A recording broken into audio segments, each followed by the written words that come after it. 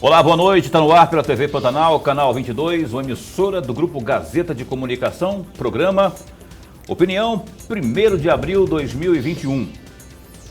Como vai? Vai bem? Eu espero que você esteja bem e, mais do que isso, eu espero que você continue bem. E estar bem em tempos pandêmicos é uma grande coisa, é uma bênção, não é? E que essa bênção seja eterna na vida de cada um de vocês que nos dão a honra da companhia em mais uma edição do programa Opinião. O que eu estou falando aqui é pura verdade, embora seja 1º de abril, viu? E a gente hoje vai falar de pandemia. Paulo, todo dia vocês falam de pandemia, hora com um foco mais na sanitária, hora mais na questão econômica. Não tem como sair dessa, meu caro, não tem, porque é o que assola, não é a cidade de Cuiabá, nem o estado de Mato Grosso, mas o mundo inteiro. E a gente tenta conversar, debater, para que possamos, quem sabe, num breve espaço de tempo, alcançar a solução para esses problemas todos aí. O Opinião de hoje entrevista aqui o José Venceslau de Souza Júnior, o Júnior, conhecido como Júnior da Verdão, que é presidente da FEComércio. E ele está aqui em nome da FEComércio e vai falar conosco sobre justamente essa questão que está todo mundo aí, debatendo, não é? Fecha, não fecha, tem decreto aqui, decreto acolá. A FEComércio tem um posicionamento muito definido sobre isso e você vai saber detalhes desse posicionamento durante o programa de hoje. Primeiramente eu cumprimento o Júnior. Vou chamar de Júnior, né? Porque todo mundo conhece como Júnior, mas a princípio José Venceslau de Souza Júnior. O Júnior, muito obrigado por ter vindo. Paulo, eu que fico lisonjeado de estar aqui no programa Opinião, né? Sempre que posso assisto vocês, né? Você, o professor, são referências para nós. Muito obrigado pelo convite. Estarei sempre à disposição. Ótimo. For obrigado. Solicitado. Obrigado pela deferência. Ô Lorenberg, de novo, estamos juntos aqui para mais uma edição do nosso digníssimo, por que não dizer. Olha, o Opinião está com quase um ano, né? Você sabe que daqui a pouco, daqui a 26 dias, a gente faz um ano aqui, em tempos de pandemia. Isso é muita coisa, né? É algo significativo. Mas, Paulo, boa noite. Olha, nós temos aqui um grande âncora que domina e controla o programa e temos uma produtora simplesmente extraordinária, então, e o Gersinho que nos comanda aqui. Não, e tem uma equipe toda ali por trás ali, que, olha, eu já que você falou do Gersinho aí, para a turma lá não ficar com ciúme lá, eu não vou lembrar, a Caroline, fala aqui no ponto para me ajudar. Eu lembro do Boca, aqui tudo apelido, viu Júnior? O Boca, o nome do Boca é o Alansin, né? O Sérgio, o sobrenome dele é o Bafo, o William, lá do Master, o William, não sei sobre o nome dele, e o Pedro também lá na edição lá. E a Caroline, né, que é a quem manda realmente aqui na turma toda aqui, abaixo somente do Dorileu, que é o que manda realmente, manda prender, manda soltar aqui. Olha só, já cumprimentou já, né? Boa noite a você e a você que nos assiste também, viu? Em qualquer canto do mundo, porque afinal de contas a gente está sendo transmitido ao vivo também pela internet. www.gazetadigital.com.br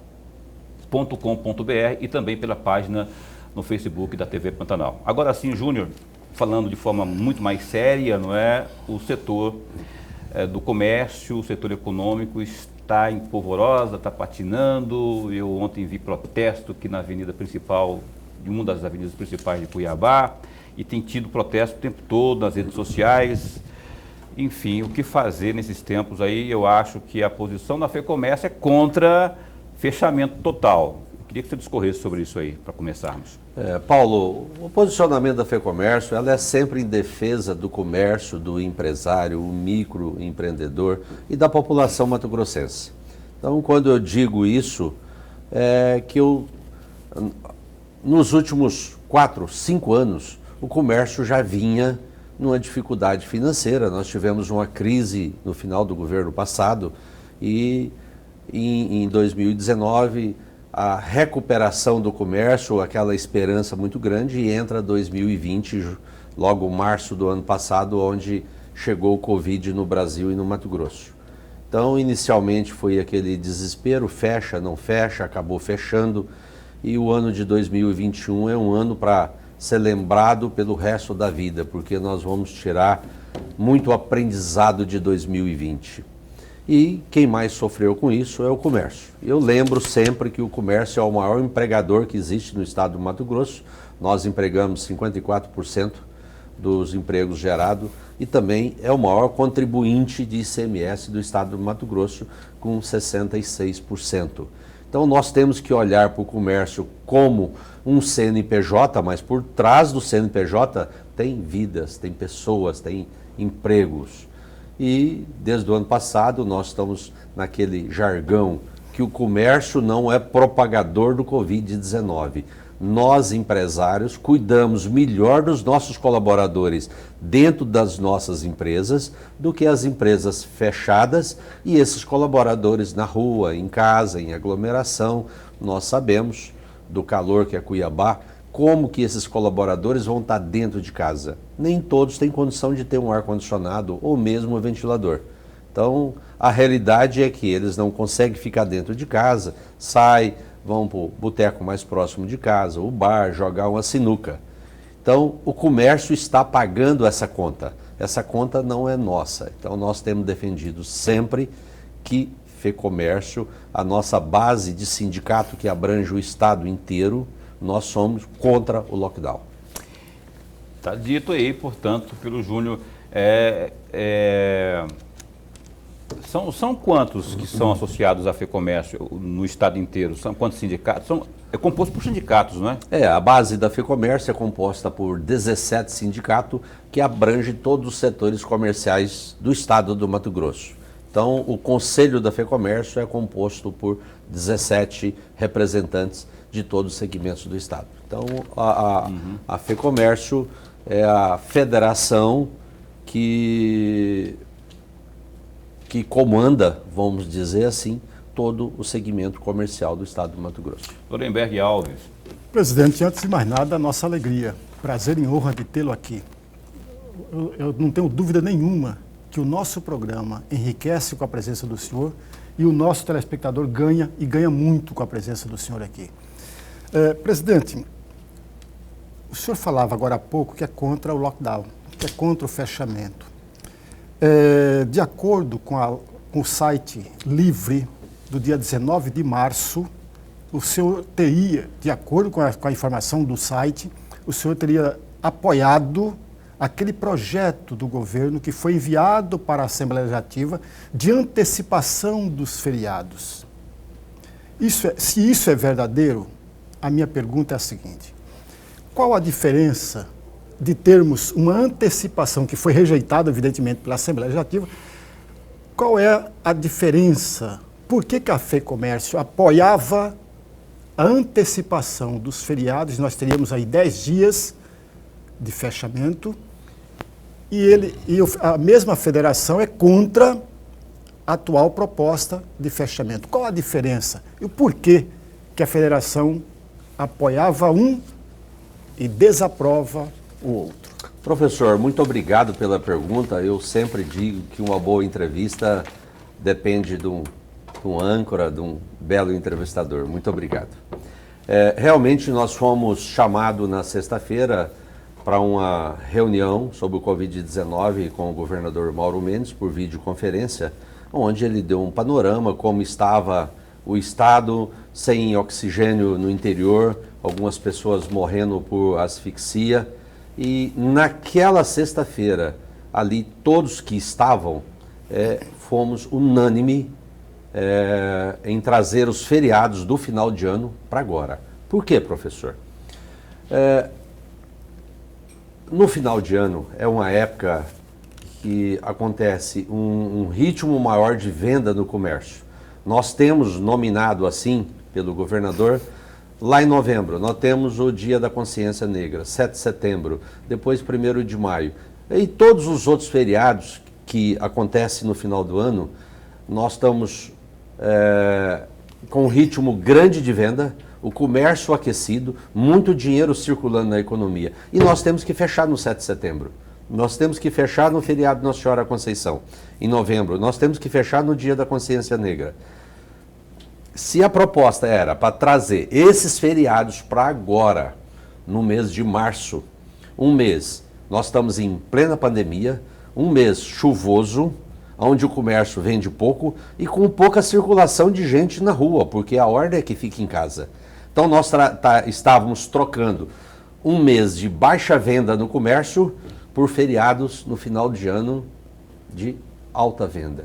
Nós apoiamos esse projeto do governador Mauro Mendes e foi mandado para a Assembleia. Eu acho que a maioria dos nossos deputados não entenderam o valor da troca do feriado. Porque começou a falar nos grupos de WhatsApp por aí, falaram, vamos trazer feriado agora para plena pandemia, o povo vai fazer aglomeração. É um feriado, era para ser um feriado de reclusão em casa. Então nós tínhamos falado, o que nós estamos vendo nesse momento? Aglomeração dentro dos condomínios, tanto vertical quanto horizontal. A gente vê condomínios que familiares, amigos, onde eu moro, que final de semana vira festa. Parece que onde está reunido os familiares, parentes e amigos não tem o Covid-19. O vírus está circulando em todo o nosso meio, está dentro das nossas casas, em todos os círculos nossos. Então, a ideia do feriado é que realmente era para ser recluso. Nós estaríamos trocando dias de muita venda no final do ano e até lá, se Deus permitir, o Covid-19 já vai estar extinto não, né? Ele veio para ficar. Essa vacina, eu acredito que ela vem para todo ano como uma gripe que nós tomamos. Mas nós vamos ter maior circulação das pessoas no shopping, no comércio. E, infelizmente, houve um trabalho de algumas associações, de alguns empresários, que não entenderam assim e, infelizmente, na minha visão, os nossos deputados erraram.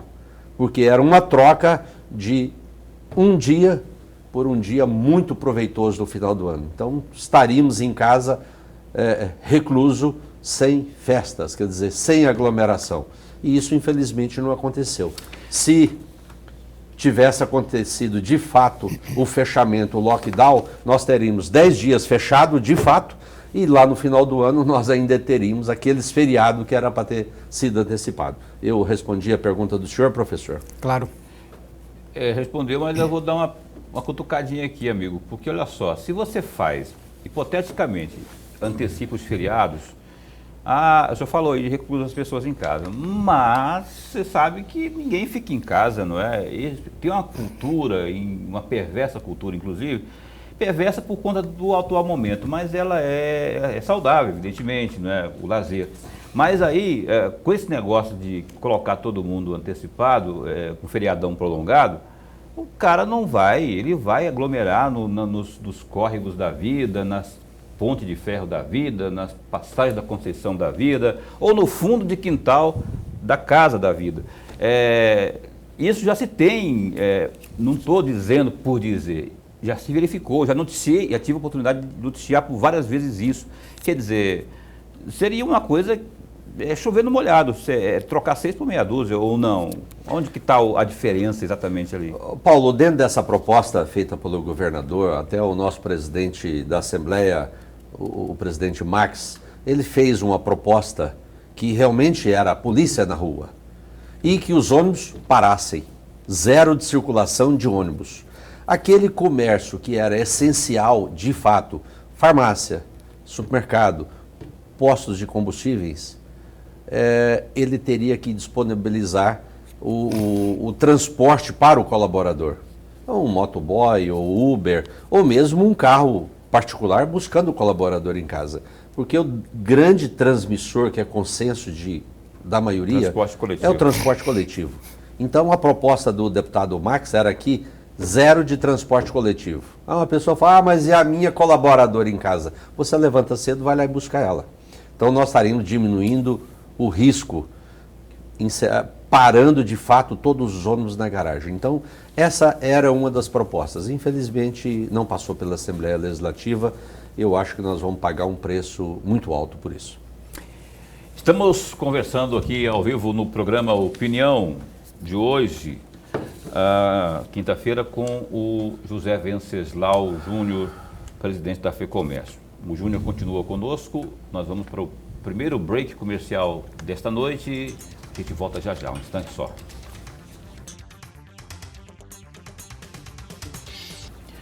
E estamos de volta aqui com o programa Opinião nesta noite de quinta, 1º de abril de 2021, apresentando aqui uma entrevista ao vivo com o Júnior, o José Venceslau, que é presidente da FEComércio. Ele continua aqui conosco na rodada de perguntas, só que antes, porém, a gente destaca o que há de mais relevante nesse instante no www.gazetadigital.com.br. Como sempre, a gente abre falando aí do boletim do governo sobre a pandemia da Covid. Acompanhem com a gente aqui no telão. Abril tem início com 91 mortes por Covid, superlotação de hospitais em Mato Grosso. Mato Grosso notificou 91 mortes pela Covid-19, como aponta o boletim epidemiológico divulgado pela Secretaria de Estado de Saúde, a SES, emitido nesta quinta-feira, dia 1º. Dados do balanço dão conta que a taxa de ocupação de unidades de terapia intensiva, as UTIs, segue alta em todo o estado. Conforme a atualização da pasta, Mato Grosso passou a contabilizar 7.766 mortes e mais de 312.600 contágios pela doença.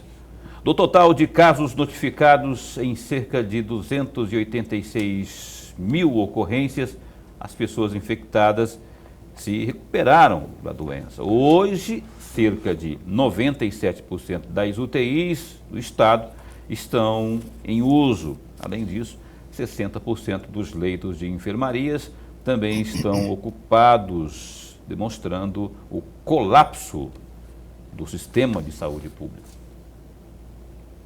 E também aí no Gazeta Digital, outro destaque, ó, o juiz está agindo aí, o juiz determina que o Estado e município se manifestem após ação do Ministério Público. O juiz da Vara Especializada de Ação Pública, o magistrado Bruno de Oliveira, determinou que o Estado e também a Prefeitura de Cuiabá se manifestem em até 3 dias sobre a ação proposta pelo Ministério Público do Estado, que pede suspensão de todas as atividades não essenciais. Em decisão defendida nesta quinta-feira, primeiro, o juiz apontou que ouvirá as partes envolvidas antes de julgar a ação proposta pelo Ministério Público. Além disso, o magistrado determina que o Estado, também a Prefeitura, apresentem quais dados científicos foram utilizados para formatação das medidas restritivas adotadas. Está aí a Justiça se manifestando e dando prazo aí de 3 dias, né, para que o Estado e o município se manifestem aí. Ô Lorenberg, esse negócio de essenciais e não essenciais, rapaz, é meio relativo isso aí, né? Porque, que nem o Júnior estava falando aqui no bloco anterior, a questão da importância do emprego, né? Do comércio por consequência do emprego.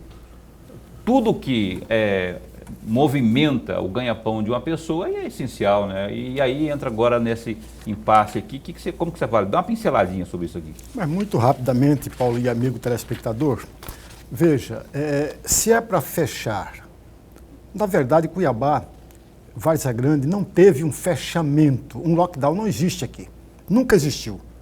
Nós tivemos parcial. Por exemplo, vou dar 2 exemplos muito claros. A França, toda a França, inclusive Paris, que sempre colocou contra o lockdown, até porque a Paris, uma das principais atividades econômicas é o turismo, então Paris está perdendo muito com o turismo. A partir de amanhã, são 30 dias de fechamento total na França. 30 dias de fechamento total, inclusive Paris. Lá fecha, só abre supermercados, drogarias, hospitais e a delegacia, evidentemente. O resto tudo é fechado. Aqui não, aqui é completamente diferente. Por outro lado, ainda tem mais um outro detalhe. O decreto do governo federal estendeu a lista de atividades essenciais. Se não me falha a memória, são 60 atividades essenciais. É exatamente pensando nisso, Paulo, que o decreto do prefeito Emanuel Pinheiro, em razão de uma decisão judicial, ele acrescentou ali, mas usando o decreto do governo federal. É por isso que ele estendeu os horários de atendimento. Por exemplo, as atividades religiosas abrem das 5 horas da manhã até as 20 horas e 30 minutos de segunda a segunda. Ao passo que a escola não pode ter aula presencial. São os critérios que eu honestamente, eu não entendo. E aí que eu falo que é o critério que define a coerência de um decreto. E os dois, na minha avaliação, falham. Ô Júnior, agora, do ponto de vista da economia propriamente, do comércio que se representa, como você avalia essa imposição aqui, essa interferência do Ministério Público? Eu falo que é legítima porque o Ministério Público está aí para isso mesmo. A Justiça agora, de forma muito sábia, pedindo aí o posicionamento dos gestores, mas, de todo modo, aí estão girando em torno do mesmo ciclo, né, que é o fechamento aí. Se é total, se não é, mas está restringindo aí o comércio. Como o professor Lorenberg disse, alguns países já decretaram lockdown. Mas, de fato, eu não vi nenhum país que decretou lockdown que teve o resultado satisfatório. Esperado. Nenhum. O que a gente sabe, e já passou de um ano que nós estamos vivenciando o Covid-19, é que nós temos que seguir todos os protocolos de segurança, de biossegurança. É como nós estamos aqui, um distanciamento de 1,5 m, né? A minha máscara está aqui e nós estamos protegidos. No meu ver, não tem uma consciência coletiva da população cuiabana, mato-grossense, da população em geral. Mas, sobre o lockdown, o que nós estamos falando, nós somos contrário, porque não tem nenhum país que deu lockdown que de fato efetivou isso aí. Nós estávamos falando agora, o professor falando da Europa, então temos que lembrar também que a Europa está saindo de um período mais frio, onde é favorável à transmissão do Covid-19, e é isso que nós temos mostrado aqui em Cuiabá. O nosso calor cuiabano, as empresas que cuidam dos seus colaboradores, você entra dentro da empresa, todo mundo com máscara, álcool gel, asepsia, higiene nos banheiros, nós pulverizamos todo final de semana nas empresas, inclusive carro dos nossos colaboradores, a moto, e final de semana, sábado, olha, pode trazer os carros dos seus familiares. Então são investimentos muito grandes para preservar a vida. Então às vezes fala assim, mas uma empresa que fecha, você pode abrir outra. Uma pessoa que morre, ela não revive. Realmente tem razão. Nós estamos preservando a vida, cuidando dos nossos colaboradores em todos os sentidos. Então não vejo isso a solução de fechar uma cidade. Então você pensa Cuiabá, conhecida famosa pelos 40 graus nossos, como que uma pessoa vai para casa, como eu já disse, ela não tem um ar-condicionado na sala, um calor cuiabano desse, que é maravilhoso esse calor, mas ele vai sair de casa, vai aglomerar. Então, o comerciante, o empresário, cuida melhor dos seus colaboradores dentro das empresas do que as empresas fechadas e esses colaboradores na rua fazendo aglomeração. Professor. Presidente, eu gostaria muito de uma reflexão do senhor aqui a respeito da Fé Comércio. A Fé Comércio, o senhor muito bem falou agora há pouco, tem 17 sindicatos filiados. Além disso, administra o SESC e o SENAC, e aí, no estado de Mato Grosso, evidentemente, e completou em fevereiro, e me corrija se eu estiver errado, presidente, 63 anos de existência da Fé Comércio. E eu gostaria, aí o meu pedido para a reflexão do senhor, o senhor pode citar uma ação nesse período de 63 anos, não são 63 dias, são 63 anos de vida, uma ação e comentar essa mesma ação e, ao mesmo tempo, apontar um erro cometido pela federação e comentar esse mesmo erro? Professor, eu posso responder pela minha gestão de 2 anos e meio. Como é público para o nosso estado do Mato Grosso, que a federação anterior a mim ficou com uma família por quase 40 anos. Então eu não posso responder por aquele período. Então, dentro do meu período de 2 anos e meio, quando nós chegamos na FEComércio, aquilo ali tinha dono, né? Nós tivemos muita dificuldade para chegar à presidência da FEComércio. A FEComércio ela era administrada por uma família e por sindicatos de gaveta, que não tinha representatividade nenhuma. Então, os presidentes de sindicatos eram empresários de 20 anos, 30 anos atrás, que a empresa já tinha sido fechada e eles tinham a patente de um sindicato que frequentava. Nos últimos anos, quando eu sou oriundo do segmento de material de construção, nós assumimos a presidência do sindicato e pleiteamos uma cadeira dentro da FEComércio. Chegando ali, vimos que tinha muita coisa errada. E junto com outros sindicatos que eram representados por representante nato do seu segmento, eram poucos, nós começamos a fazer esse trabalho de conscientizar as pessoas que quem que tem estar à frente do sindicato tem que ser empresário entendedor daquele segmento e não um sindicato de gaveta. E assim foi. Há 2 anos e meio teve uma eleição pesada, onde eu fui ameaçado de morte, tive que andar de carro blindado, né? E nós vencemos a eleição por 1 voto, professor. Chegamos naquela casa, uma casa...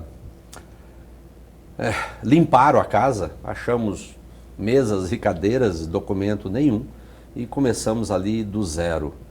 Então, na nossa gestão, se nas mídias sociais mudou a postura da FEComércio. A FEComércio era relacionada com o seu gestor ou presidente, com propina, com isso e com aquilo. E de lá para cá, nós tomamos essas atitudes que presidente do sindicato tem que ser representante do seu segmento. E é isso que nós estamos fazendo. Limpamos a casa, colocamos em ordem, dando transparência, né, austeridade na condução daquela casa, que a FEComércio, junto com mais 26 federações do Brasil, capitaneada pela nossa CNC, que é a base no Rio de Janeiro e em Brasília também, são, junto com a FIENTE e FAMATO, são as federações mais fortes que existem no Brasil. Então nós estamos dando uma outra cara, outra transparência dentro desse período de 2 anos e meio. Eu estou pronto para responder ao senhor qualquer pergunta, professor. Respondeu ou não? Se eu entendi direito, presidente, por favor me corrija se eu não entendi. Eu pedi para o senhor falar um erro, e o erro, se eu entendi, é exatamente o mesmo grupo, uma mesma família, comandando a federação por tanto tempo, 40 anos. É isso que eu entendi mesmo? Professor, isso foi uma característica aqui do Mato Grosso. Essa família ficou à frente da instituição FEComércio, Sesc e Senac por quase 40 anos. Então, foi um erro institucional, um erro dos sindicatos que estavam ali, que aceitou e permitiu isso, onde que as pessoas que estavam à frente, nem empresários eram. Então, quem tem que estar à frente da FEComércio tem que correr no sangue de empresário. É o que a gente vive no dia a dia, é o relacionamento com o comércio, é a Cefaz, é o transporte, é o cliente. Então, hoje, o que tem dentro da FEComércio são empresários que estão à frente do sindicato e a presidência também, que vive isso há 40 anos. Então, se é um erro foi esses quase 40 anos na mão de uma família. Ô Júnior, a CDL, ela, diante desses decretos que tem havido aí, está dizendo o seguinte, diante também do posicionamento da Justiça, Ministério Público / Justiça, que está difícil de cumprir aquilo que está sendo decretado e está incentivando os lojistas a, não, gente, tem que sobreviver, vamos ter que... Uma espécie de desobediência civil, não é? Vamos abrir, vamos trabalhar assim mesmo. A FEComércio pensa o quê? Tende a seguir esse mesmo caminho? Paulo, nós somos legalistas. Então, nós estamos acompanhando e seguindo o decreto do prefeito Emanuel Pinheiro, né? Foi um grande estrategista, onde pegou o decreto do governador Mauro Mendes e o nosso decreto federal, como diz o professor, ele atende mais de 60 essenciais, e o nosso prefeito, ele trabalhou muito bem e colocou um decreto que atende a quase 80% de todos os segmentos comerciais. Então eu tenho dito que nem Cristo que veio a esse mundo conseguiu agradar todo mundo. Então agradar 100% não tem como agradar. Então a postura da instituição CDL representada pelo seu presidente, eu não conheço essa postura dele, se ele está incentivando a que todos abram, mas eu não posso comentar, nem criticar, nem aprovar uma postura do presidente do CDL. Eu tenho que falar por mim. Então a FEComércio, ela é legalista, nós temos representantes no estado inteiro, temos nos postado contra o fechamento das cidades do interior que decretaram o lockdown, porque por trás de um CNPJ tem CPFs. Essa frase é muito forte, porque quem sofre na ponta são os empregados, né, que acabam muitas vezes perdendo o seu posto de trabalho. Eu não estou nem dando a informação como li que de certo. Eu li essa informação aí desse posicionamento da CDL aí, né, por se posicionar contra aí ao decreto, e aí estaria incentivando os seus comerciantes aí, os lojistas, né, a seguirem adiante aí com as suas atividades de trabalho. Professor. Presidente, eu vou provocar o senhor um pouco mais, porque eu estou diante de uma pessoa que tem uma experiência na área comercial muito grande e tem uma bagagem suficiente para nos ajudar à reflexão. Vamos trabalhar com a questão da notícia. Eu não estou dizendo se a notícia é verdadeira ou é falsa, mas que ventilou-se no Mato Grosso todo que a prefeita de Cáceres fez um BO contra determinados empresários que a ameaçava porque ela aceitou, ou melhor dizendo, ela acatou a decisão judicial. Você não tem escolha. Decisão judicial você cumpre, ainda que você você discorde dela, mas cumpre. O senhor, com toda a sua experiência, com todo o comando que o senhor tem à frente da federação, o senhor aprovaria, digamos, se for verdade, o senhor aprovaria uma manifestação, uma ameaça a um prefeito ou ao governador, a quem quer que seja? Como o senhor muito bem disse, né, professor? Um decreto a gente acata ele. É onde eu fiz um elogio ao nosso prefeito Emanuel Pinheiro, que ele foi muito estrategista, pegando o decreto do governador, cumprindo, pegando o decreto federal e cumprindo a ordem da nossa desembargadora. Então, às vezes o prefeito do interior, por falta de experiência política, ele acatou de imediato um decreto que ofendeu vários empresários. Mas isso não justifica, em hipótese nenhuma, uma ameaça à prefeita, né? Então, eles estão descumprindo a lei, isso nós não aprovamos em hipótese nenhuma, cumpra-se a lei. Então, o que precisa dos nossos gestores é ter mais jogo de cintura, como eu já disse, de exemplo do nosso prefeito, que foi um dos prefeitos de maior estratégia dentro do estado do Mato Grosso. Então tá, olha, o papo tá muito bom, só que a gente vai para mais um intervalo comercial e o Opinião dá um tempinho só e já retoma a entrevista aqui com José Venceslau, o Júnior, presidente da FEComércio, há um instante só. E cá estamos de volta ao vivo aqui no Opinião, entrevistando o Júnior.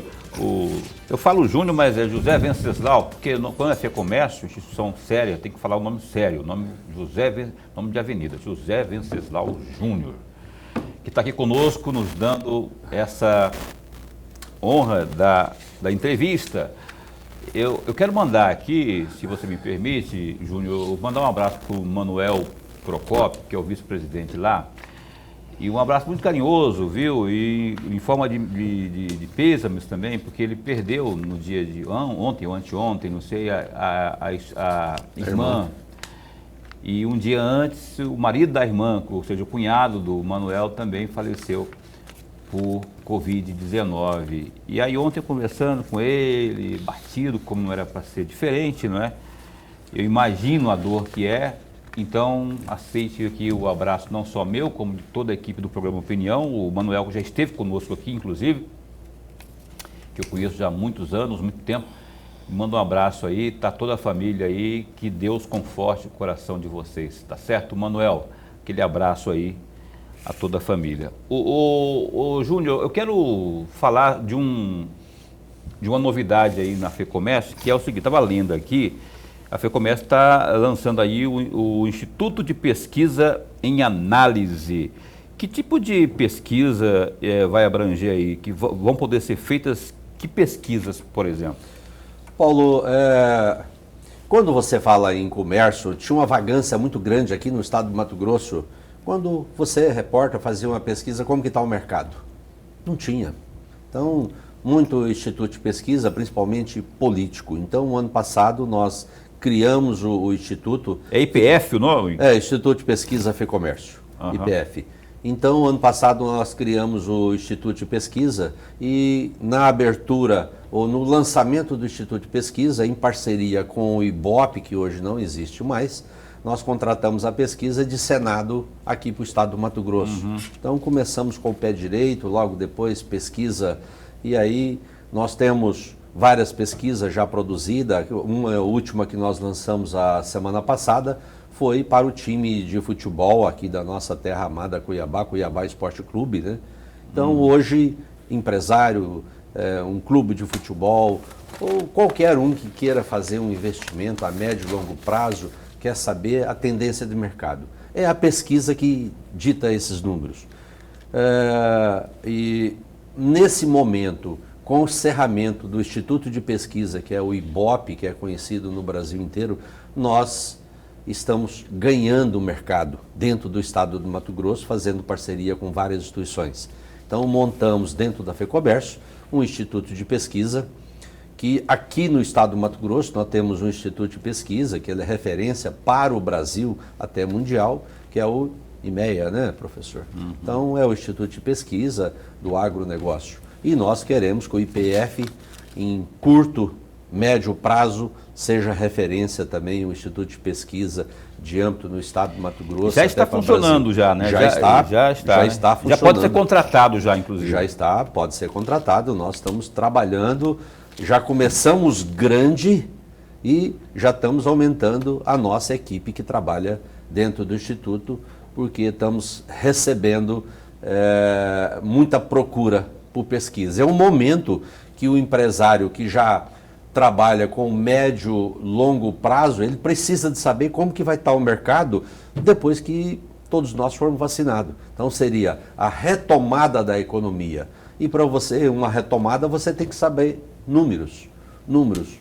Como que vai esse segmento? O que eu posso investir? Aonde eu invisto? Quanto que eu invisto ou quando? Então é o Instituto de Pesquisa IPF. Bacana isso, hein? Tá faltando aqui. Todo mundo dependente aí do IBOP, desses institutos mais conhecidos a nível nacional, e agora a FEComércio aqui também tendo esse instrumento. Professor. Presidente, o senhor falava agora há pouco de crescimento econômico. No dia 21 de agosto de 2020, foi um artigo do senhor, ou uma entrevista que o senhor deu ao Jaciara News.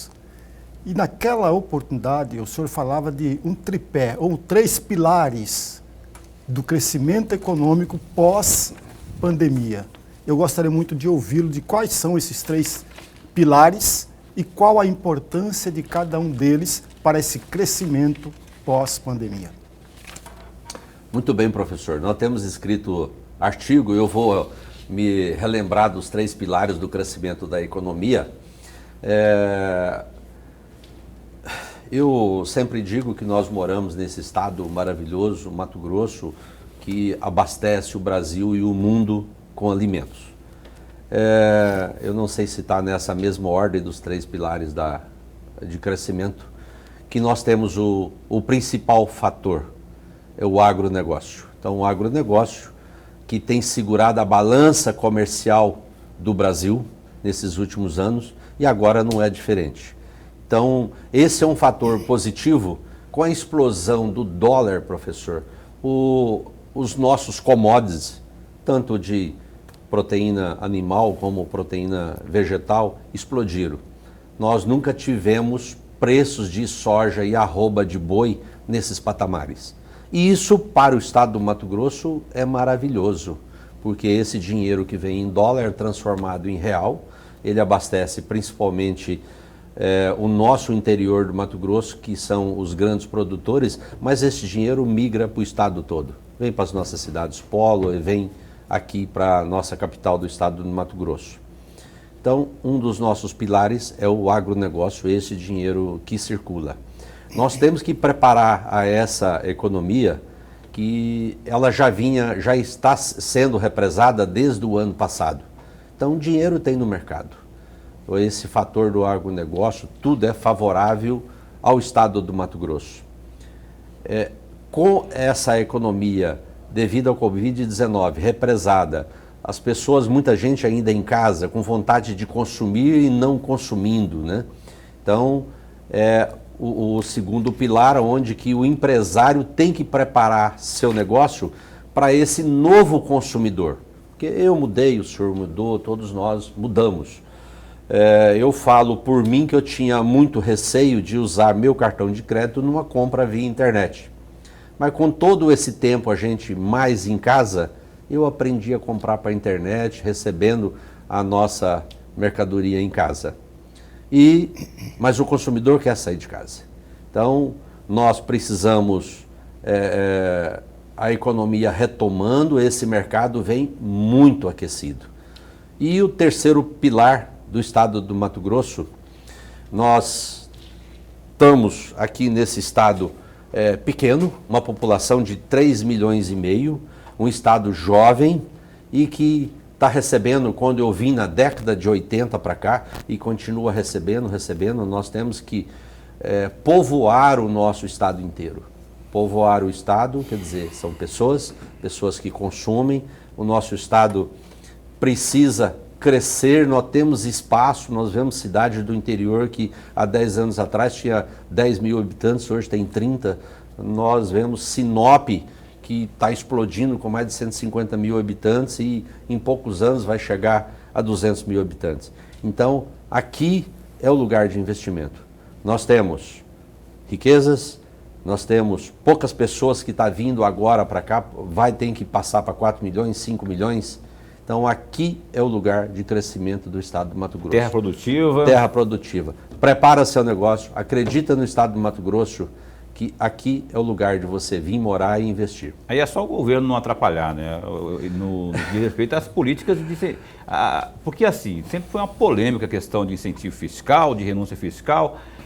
Teve até CPI no passado, não muito distante. O governo ajudando e dando as condições, é possível fazer com que esse estado cresça. Ô Paulo, eu sempre digo que o governo é um atrapalhador.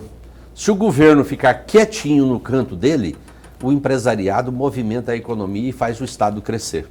O governo atrapalha, porque o governo não produz receita. O governo é um gastador. O governo é que capta os recursos que nós, empresários, pagamos em forma de imposto e faz a sua aplicação.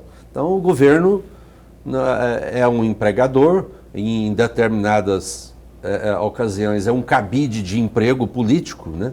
Então, o governo não gera riqueza. Quem gera riqueza são o empresariado do estado do Mato Grosso, a população em si. Ô Júnior, uma outra pergunta aqui, Lorenberg, me permita, antes de passar para o Lorenberg aqui, o governo federal, a propósito, né, estamos falando de governo, o governo federal acabou de bater o martelo quanto ao auxílio emergencial, não é? Que estava aquela dúvida, quanto que seria. A primeira dúvida seria se terá. Quanto que seria? Será de R$250. Para o comércio isso é um alento, né? Porque eu queria até uma análise sua, porque houve na primeira vez o primeiro auxílio, ele aqueceu bastante, se não fosse ele, e se não fosse ele, eu queria que você comentasse. Ô Paulo, a primeira ajuda que o governo federal distribuiu, ela aqueceu muito o comércio. Então esse dinheiro que caiu na conta daquelas pessoas que se cadastraram no programa do governo, ele movimentou a economia e esse dinheiro girou. E com o fim disso houve uma retração nos comércios que estavam abertos e realmente o governo tem que injetar dinheiro na economia. Isso não é aqui do Brasil, não. Na Europa, o governo tem pago em euro as famílias para ficar em casa, né? Então, o que o governo está fazendo é pouco dinheiro em relação ao que o país precisa. Mas agora vai cortar aí 50% desse dinheiro ou mais, mas ele movimenta a economia sim. Urenbeck. Presidente, o senhor falava na resposta anterior sobre o crescimento da economia, sobre o crescimento do próprio Estado, e o senhor falava do governo. Por falar em governo, de acordo com o site Olhar Direto, de novembro de 2020, o senhor chegou a fazer uma afirmação, de acordo com o site, de que os 9,5 bilhões de reais de investimento do governo do Estado é fruto do aumento de impostos. Ao passo que o secretário de Fazenda, o secretário Galo, rebateu esta afirmação do senhor, dizendo que não é desta maneira. Eu tenho duas perguntinhas. A primeira, o que há de verdade nessa notícia do site? E se é verdadeiro, qual é o argumento que o senhor levanta de que, de fato, os 9,5 bilhões, não todo, mas pelo menos 90% dele, é oriundo do aumento de impostos? Você quer que ele brigue com o Galo, né? Eu não, longe disso. Uma briga aqui entre o... Mas vai lá. Professor, o senhor quer me apertar, me dá um abraço, né, professor? Melhor, cospe aqui. Mas vamos lá, professor. Lá em 2019, FEComércio, junto com outras federações e sindicatos e associações, nós fomos para a Assembleia Legislativa debater um projeto que o governador tinha mandado para a Assembleia Legislativa, que ele estaria mudando a maneira de arrecadação do Estado. Eu falei o tempo inteiro que era a maior reforma tributária feita no Estado do Mato Grosso, implantada de uma vez só. Então, nós tínhamos um sistema no Estado do Mato Grosso de substituição tributária. Você pagava antes de entrar a mercadoria e encerrava a cadeia tributária. Com esse novo projeto do governador do Estado do Mato Grosso, houve uma maneira diferente de calcular o ICMS. E quando você comprava uma mercadoria por 100, você pagava o ICMS em cima daquele 100 na entrada. O governador mudou. Você vai pagar na saída. Então, a mercadoria que você compra por 100 e vende por 150, você vai tributar em cima da saída. E nós debatemos, mostramos números para os nossos nobres deputados, mas a caneta do governador é muito grande e pesada. A nossa Casa de Leis aprovou a mudança tributária. E então, no 1º de janeiro de 2020, o Estado do Mato Grosso entrou com uma nova regra tributária. Isso atingiu todos nós como cidadão mato-grossense. O senhor, você, telespectador, eu. Então, o Mato Grosso, nós já tínhamos uma carga tributária pesada da energia, dos combustíveis, e nós temos uma logística péssima no Estado do Mato Grosso. Os grandes centros produtores estão a 1.500, 2.000 quilômetros de distância. Então, isso pesa no nosso bolso. A partir de 2020, com essa mudança tributária do Estado do Mato Grosso, em cima, dependendo do setor, de vários setores, como eu já disse que debaixo da FEComércio nós temos 17 sindicatos, são 17 setores ou mais, aconteceu que já em janeiro de 2020, mudança de regra tributária e o governo do Estado começou a botar muito dinheiro em caixa. Prova disso é que em março que começou a pandemia, que o comércio despencou, e no final de junho, no fechamento do semestre, foi publicada a nível nacional, nas grandes redes de televisão, jornais e etc., os 6 estados que tiveram superávit de arrecadação. O Estado do Mato Grosso liderava. Você pegava o primeiro semestre de 2020, em relação ao primeiro semestre de 2019, o Mato Grosso tinha um superávit de arrecadação em plena pandemia de 15,3%. E depois do Mato Grosso só tinha mais 6 estados com 3%, 2%, 1%. E isso eu já vinha mostrando para os nossos deputados, para o próprio governador, que essa carga tributária do Estado do Mato Grosso estava matando as nossas empresas. Como matando as nossas empresas? Eu digo sempre e continuo falando que o perigo das nossas lojas aqui no Estado do Mato Grosso é virar showroom. Como eu disse no quadro anterior, que a gente tinha medo de comprar pela internet e esse medo acabou, nós temos a internet que concorre com nós, que coloca o seu produto aqui dentro. Então hoje a internet é o maior concorrente que nós temos. E tem cliente que me procura nas minhas empresas e diz assim, seu produto está muito caro. Eu tenho que explicar que nós temos uma carga tributária aqui no Mato Grosso de 30% a 50% mais alta que tudo. Então o nosso produto é de 30% a 40% mais caro. E eu tenho mostrado isso. E aí eu fui convidado para o lançamento do MT+. Lá o nosso governador Mauro Mendes falou que ele pegou o governo passado com 2 bilhões de débito em caixa e que ele já tinha saneado isso, ele tinha um projeto para 9 bilhões e meio de investimento e que ele teria 6 bilhões e meio em caixa. Professor, não tem segredo, esse dinheiro veio de algum lugar. Como que o Estado estava quebrado e em 1 ano e meio ele tem 6 bilhões e meio em caixa e pagou uma conta de 2 bilhões?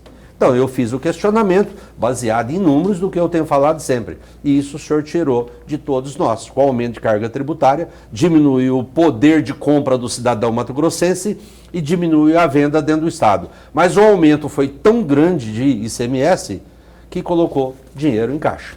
E aí eu fui bombardeado aí por vários secretários, pelo próprio governador, né?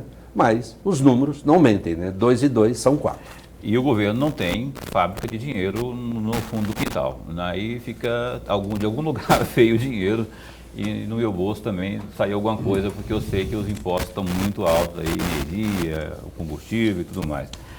Olha, eu gostaria, mas a gente não tem como mais seguir com o programa, porque é horário de rede, a gente tem que encerrar o programa. Eu quero imensamente agradecer aqui, viu, presidente, por ter vindo aqui pela primeira vez, satisfação mesmo em recebê-lo aqui com essa explanação sobre as atividades da FEComércio. Torçamos juntos para que saiamos logo desta crise pandêmica, crise sanitária aí, e também econômica. Muito obrigado por ter vindo.